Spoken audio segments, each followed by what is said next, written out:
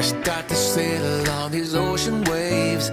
Nobody knows how to find us. Ok, alors aujourd'hui on se trouve dans une nouvelle vidéo. Je suis rentrée en France et je vais pouvoir enfin vous faire la vidéo sur mes cours en Finlande. Comme j'ai enfin terminé mes projets, je vais enfin pouvoir vous expliquer qu'est-ce que j'ai fait en Finlande comme cours, parce que jusqu'à présent je restais assez vague, mais en même temps je pense que vous allez comprendre pourquoi.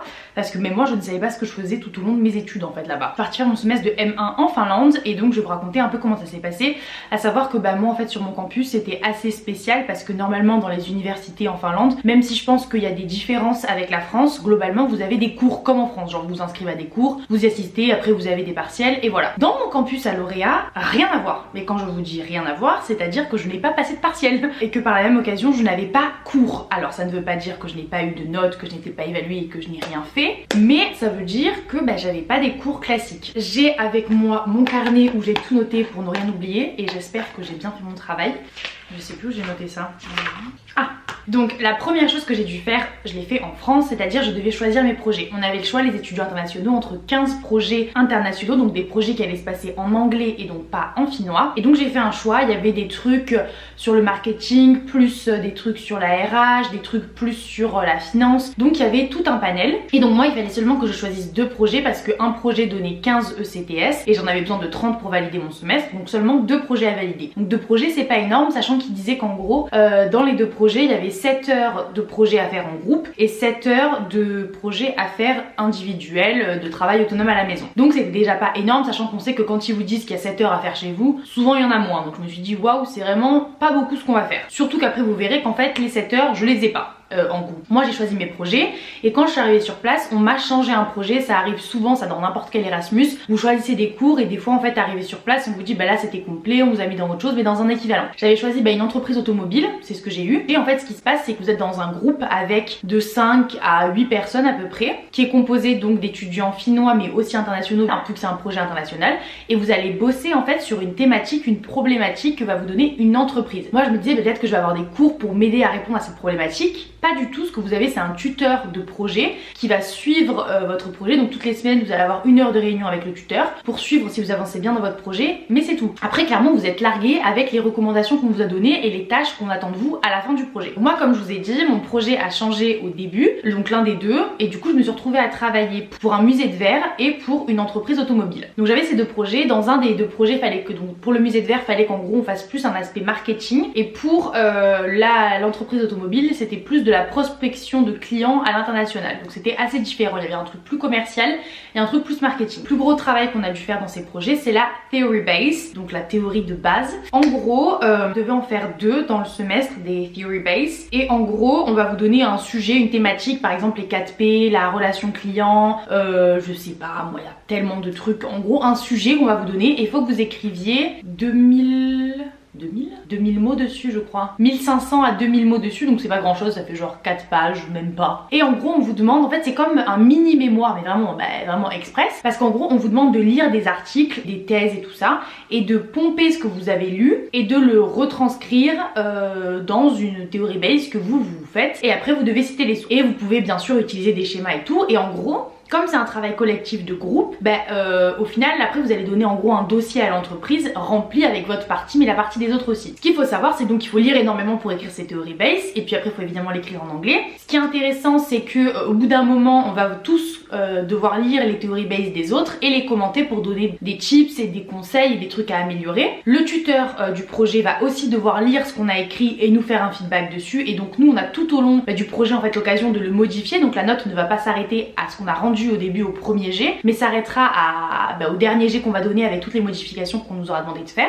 Par la suite vous aurez des presentation skills je crois, et en gros là il va falloir que vous présentiez la theory base de quelqu'un d'autre pour prouver justement, en fait c'est un exercice qu'ils font je pense pour prouver qu'on a lu les théories base des autres. Il faut qu'à l'oral à notre tuteur on va prendre une théorie base, pas au hasard mais on va se mettre d'accord dans le groupe, toi tu présentes ma partie, moi je présente la tienne, on fait un petit PowerPoint et puis au final on présente au tuteur qu'on a écrit quoi, mais en présentant le truc des autres. Ces 2 choses là qui sont majoritairement les notes que vous allez avoir, c'est-à-dire la theory base et la presentation skills. Il faut savoir aussi que à la fin de tout ça, donc il va y avoir, donc comme je vous ai dit, 2 theory base. Donc on a eu à partir de fin février début mars la première theory base, et fin avril la deuxième theory base et la presentation skills. Vous avez aussi à un moment un oral dans lequel vous devez vous auto-noter. Voilà, vous avez 3 critères, enfin un truc sur la capacité à être professionnel, un truc où vous notez votre theory base et un truc votre teamwork, en gros votre capacité à travailler en groupe, et vous notez sur 5 parce que là-bas tout est noté sur 5, 1 étant la pire note, 5 étant la pire note, vous devez vous noter et donc vous êtes là et devant vos camarades en Zoom, vous vous dites bah voilà, moi je pense que je mérite 4, moi je pense que je mérite 3, pourquoi, blablabla. Et quand vous avez fini, les autres donnent un feedback aussi sur vous. Ah ouais, moi je pense que Gwen, elle mérite telle note parce qu'elle a bien fait ci, elle a bien fait ça, là elle a un peu moins bien fait ci, là elle a amélioré. Bref, moi je vais pas vous mentir, c'est un peu le bal des faux culs à ce moment là parce que les gens limite vous calent à jamais, ils ne vous parlent pas et là d'un coup ont plein de trucs à dire sur vous, mais en général positif parce qu'ils savent que ça va venir à leur tour après, donc faut pas trop qu'ils se crament. C'était très autodidacte cette histoire. Pour qu'on en arrive à s'auto-noter, bah, le tuteur après lui va prendre en compte ce que vous avez dit et va vous noter. Donc moi j'ai pas encore eu mes notes, donc je ne sais pas, je pense qu'on va tous passer, y a pas de souci. Passe au niveau bah, du coup du projet et de l'avancement du projet. Toutes les semaines on a des réunions, ça dépend les groupes, mais normalement vous avez une réunion par semaine par projet. Donc moi j'avais réunion le mercredi et le jeudi. Le mercredi avec mon groupe j'avais réunion pendant, au début c'était 3 heures, mais à la fin on faisait des meetings de 6 heures sur Zoom, et avec l'autre groupe j'avais des meetings de 45 minutes. La différence avec ces groupes c'est que au début quand vous vous rencontrez pour la première fois ou la deuxième fois, vous allez définir des rôles en fait dans le groupe pour que ça se passe bien. Donc il va y avoir quelqu'un qui va être élu project manager, donc c'est celui qui va un peu être le leader du groupe, assigner les tâches, dire ce qu'il y a à faire, vous faire des feedbacks et tout organiser, être en lien aussi avec les entreprises, envoyer les mails et tout ça. Donc moi j'ai jamais été project manager parce que j'avais pas envie honnêtement, hein, voilà, flemme. Ensuite il y a le vice project manager, donc c'est quand le project manager est malade, il doit être là et prendre le relais et aider le project manager s'il en a besoin. Ensuite vous avez le secrétaire qui doit à la fin de chaque réunion écrire des mémos en gros de tout ce qui s'est passé, faire un récap en gros de la séance, donc c'est quelqu'un qui doit être très attentif. Il y a aussi le vice secrétaire, moi j'ai fait aucune de ces deux choses là parce que non plus ça ne m'intéressait pas de devoir rendre un rapport à chaque fois qu'on finissait. Ensuite vous avez le social media manager, donc lui il va devoir écrire des blog posts 2 fois pareil à peu près en même temps que le theory base. Il doit écrire un blog post qui va être publié sur Instagram sur le thème qu'il choisit. Il écrit sur ce qu'il veut, hein. C'est même pas obligé d'être en lien avec le projet, mais en gros c'est un nouveau truc qui était pas avant, mais je pense que maintenant avec l'avènement des réseaux sociaux et tout, depuis quelques années, je crois depuis 2 ans, ils ont mis cette catégorie, donc tu peux demander à être social media manager. Donc il y a ça, et ensuite il y a les active members. Les active members, en gros ils ont pas de poste défini, ils doivent juste être actifs dans les meetings et vous savez c'est comme le jeu du loup-garou quoi, il y a des gens ils sont villageois, et moi j'étais villageoise, j'étais pas sorcière, j'étais pas cupidon, j'étais pas loup, j'étais villageoise et ça m'allait très bien, parce que du coup ma tâche c'était juste d'être là et d'être actif quoi. Et en plus on vous demande même pas d'être plus actif que les autres, juste sois là et tais-toi, enfin fais ton bail quoi. Moi j'ai pris ça pour mes 2 projets, c'est smart. Ce qui est coincé un peu pour nous, c'est qu'en fait on s'y connaissait pas et on savait pas trop quoi choisir comme rôle, et moi j'avais la chance que mes colocs soient passés parce qu'elles avaient des meetings plus tôt que moi dans la semaine, et elles m'ont dit oh non moi je suis secrétaire, ça a l'air horrible, on m'a décrit ce que c'était et tout. Les autres elles étaient social media manager, elles m'ont dit oh non ça a l'air chiant de devoir écrire un blog post et tout. Moi j'ai dit écoutez je serai active member dans les 2 cas, et j'ai réussi parce que forcément tout le monde avait un peu envie d'être active member, hein, parce que c'est là où tu fous le moins de trucs, et moi j'ai réussi donc j'étais ravie. Donc ça c'est pour un peu vous montrer la hiérarchie, du coup il y a un peu un organigramme et donc tout va s'organiser le projet autour de ça. La différence entre mes 2 meetings c'est que par exemple dans un de mes meetings, il y a aussi les gens, les caractères et tout, hein, mais ma project manager, c'est elle qui décide quand le meeting il commence, quand il se termine, et donc elle, c'est décidé qu'il se terminait au bout de 6 heures, il se terminait au bout de 6 heures.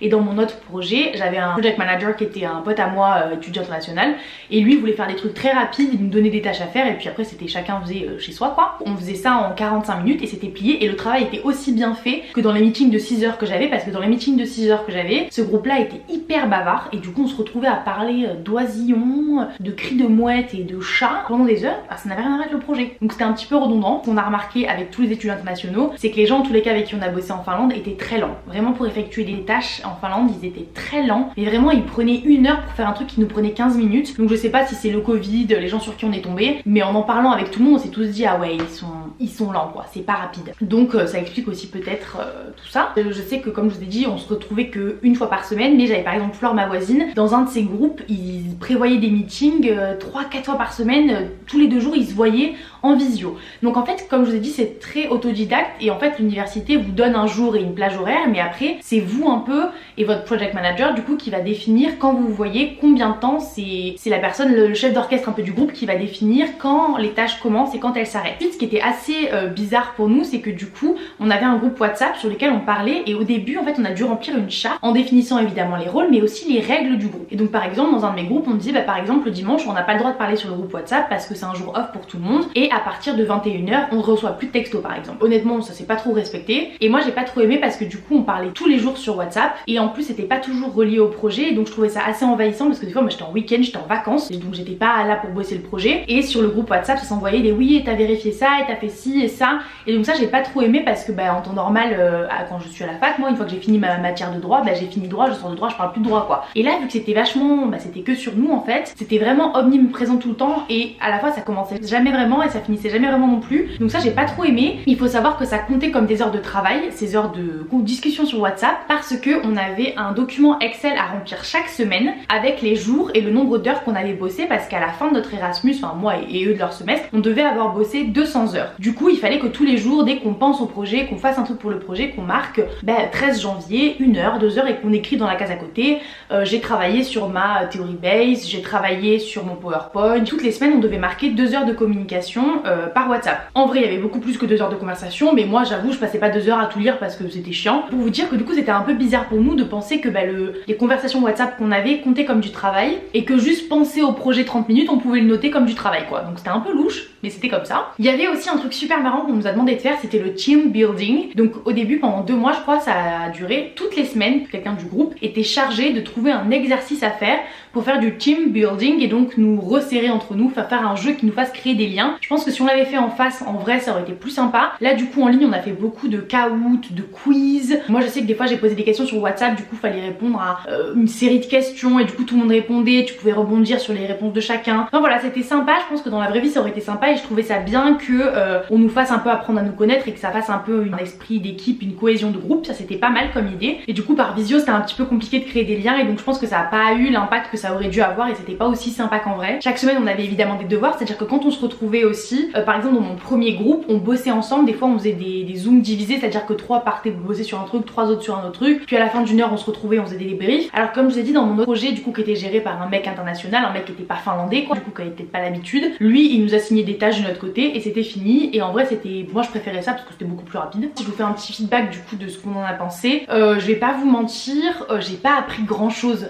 pendant ces quelques mois sur l'aspect en tous les cas de ma formation parce que c'est des trucs que je connaissais déjà, j'ai pris des sujets que je maîtrisais en marketing pour mes theory base et tout, donc j'ai pas appris des masses et je sais que les Allemandes ont été très déçues parce qu'elles ont dit mais c'est quoi ce système scolaire. Je pense que c'était le Covid déjà qui a pas aidé, je pense que peut-être si on avait été là en face on aurait pu avoir plus d'interactions et peut-être je sais pas, ça aurait peut-être approfondi le projet. Il y avait aussi le fait que ce soit le campus d'Ivinka à Lauréat et que eux aient cette manière très spécifique d'apprendre qui est évidemment par la pratique. En fait c'était comme faire un stage mais à plusieurs, c'était vraiment ça, c'était comme faire une mission de stage mais à 7 et honnêtement moi je trouve que j'aurais pu faire la mission de stage toute seule, c'est pas du tout pour me jeter des fleurs parce que c'était simple en fait et ça aurait pu être réglé en 1 mois toute seule. Si on m'avait donné ça je l'aurais fait et là on m'a donné 4 mois à 7. J'ai appris des trucs sur le secteur de l'automobile vu que j'ai travaillé là-dedans, je me suis retrouvée à faire de la prospection en Pologne, j'ai dû envoyer des mails à plusieurs entreprises polonaises et tout, donc on a quand même pratiqué. Voilà, c'était des fois très théorique par les exercices que nous demandait la fac comme la theory base, les presentation skills et tout, c'était pas l'entreprise qui nous demandait ça mais la fac. Et c'est vrai que d'un côté c'était bien d'avoir plus de pratique par le fait de travailler directement avec des entreprises. Donc voilà, je suis assez mitigée, je pense que j'ai apprécié de ne pas avoir de partiel, on va pas se mentir, ne pas avoir la pression des partiels c'était très sympa. Mais voilà, j'espère que c'était assez clair pour vous et que vous avez peut-être un peu mieux compris du coup les vlogs que vous avez vus quand j'avais des projets. Et au moins maintenant vous savez ce que j'ai fait pendant ces 4 mois là. Si vous avez des questions n'hésitez pas à les poser en commentaire et nous on se retrouve bientôt avec une nouvelle vidéo. Bye.